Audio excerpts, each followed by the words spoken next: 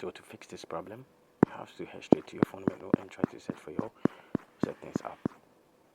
So when you find your settings app, tap on it to open it.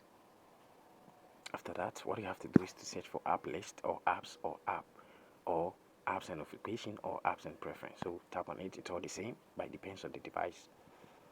So after tapping on it, tap on the see your apps. Then after that, scroll down over here and try to tap on the Amino app. Now tap on full stop, then tap on OK.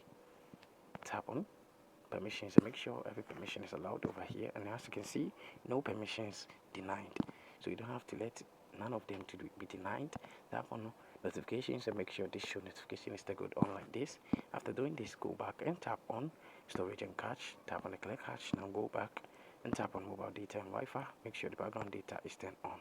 So after doing all this, what you have to do is to go back to your phone menu and try to search for Google Play Store. So when you find your Google Play Store, just tap on it to open it. Then after that, you have to try to search for Amino app. So when you search and it appears like this, just tap on it. And now what you have to do is to tell the update. So if you don't have the latest update of this app, then you have to tap on the update to get the latest update of this app. So what you have to do is to tap over here when you are seeing update. But when you are not seeing update and you are seeing opinion as mine, just leave it like that. And what you have to do is to tap on your power button for some while, tap on restart and tap on OK, and this problem is going to be fixed after restarting your device. Thank you very much for watching this video. See you in my next video.